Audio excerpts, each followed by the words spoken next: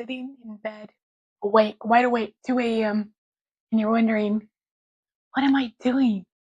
Who am I? Am I a foster parent? Am I a grandma that just said yes? What is kinship? This is hard. You just need a map. We're going to slow down the system. We're going to explain things, and you're going to be okay. So in this video, we're going to explain what kinship really means in the CPS world, what foster care is and what the difference is, why CPS might treat kinship different than licensed foster care. We're going to talk about the things that you're allowed to ask for, help that maybe you can receive. We're going to talk about daycare and respite. And we're going to talk about prudent parenting, what you're actually allowed to agree on and do today versus the old days. By the end of this video, we're going to have some vocabulary words, no test, I promise, that will help you navigate the system and understand what people are talking about. Kinship simply means the child is living with family or like family. It could be grandma, grandpa, aunt, uncle, sibling, a friend of the family that they've always called aunt, a neighbor, a teacher, but it's like family.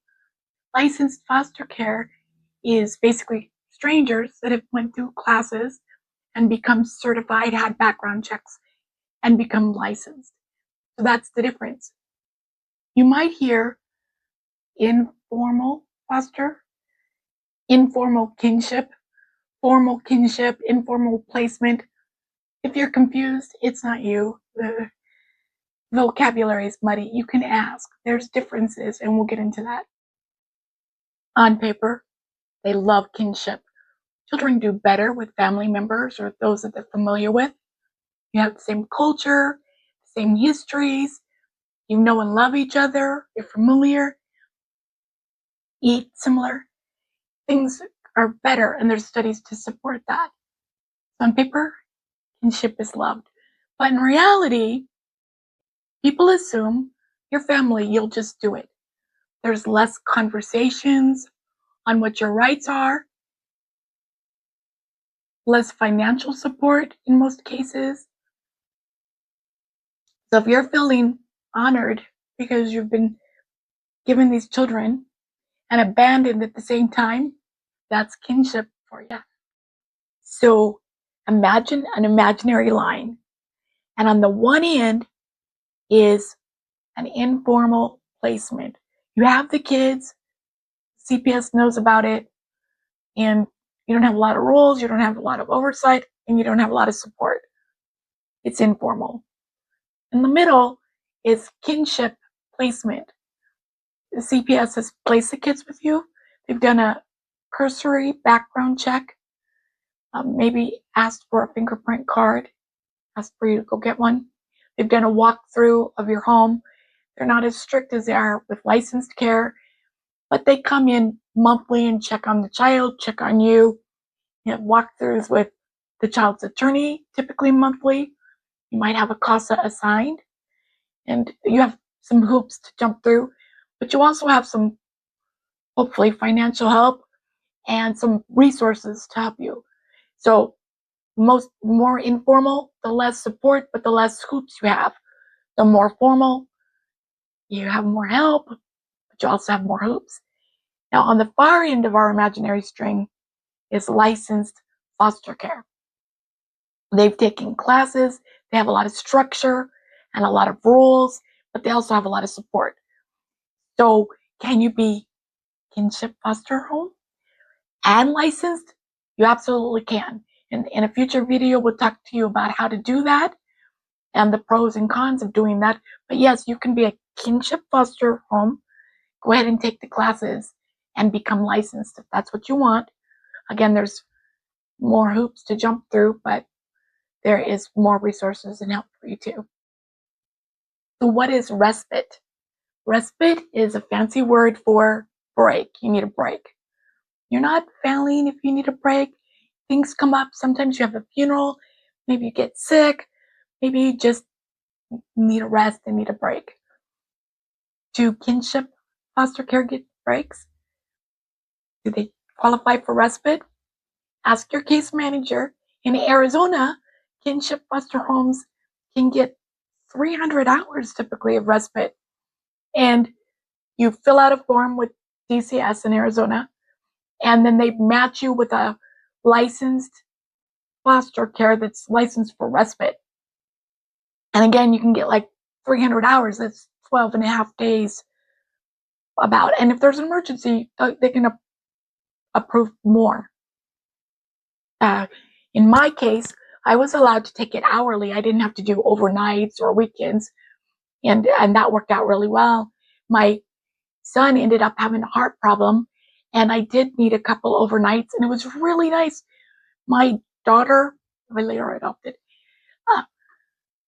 played with the other kids and really enjoyed it. The person's licensed and really nice. So you ask your case manager, kinship foster care qualify for respite? The answer will probably be yes. I want to tell you a secret. In my experience, and I don't want to be negative, but my experience, it's something that you're not necessarily told about. You need to ask and tell them that yes, you want at least a bank of those 300 hours, and you can use it or not use it, but you'd like to have a contact number and who you could call in case you would like to use respite. In my experience, you're not necessarily told about this because there's kind of an attitude of, your family, you'll handle it. If you won't handle it, you'll hire a babysitter or something like that. But again, respite, they're trained for children that have come from hard places. And so you can feel pretty comfortable using a respite babysitter if you need a break. And again, there's no shade in needing a break. You want to be able to revitalize so that you can do the best for these kids. If you're still working, or you're in job training, or you're in school, you can qualify for daycare. You approach your case manager and you tell them that you're working or in job training or in school, and can you qualify for daycare? They'll probably tell you yes, and they'll give you a form. Now, when the child is in foster care, the state will not ask you for your income. They skip that because you're kinship foster care. So you fill out the paperwork, you send it in, and ask for a list of daycares, or there should be a list of state daycares that are approved for this stipend. You'll pay a small copay, and the state will pay the majority of it. In my case, there was a Montessori preschool that accepted it, and so I put my daughter in that, and it was really good. She got to go to preschool, a Montessori. Okay, it's time to check on our vocabulary. But again, I told you no test. So, kinship, that basically means family member or like family. Foster care or licensed foster care means they've been through classes, they've been certified as a licensed foster care. Child care assistance, that's basically daycare. If you're working, if you're training for a job, or if you're in school, that's the assistance program that you can get on. Respite, that's in Arizona, it's 300 hours, almost 12 and a half days of a break. Take it overnight, take it a week. If there's an emergency, you may be able to get more than that. Reasonable and prudent parenting, that's basically common sense in parenting.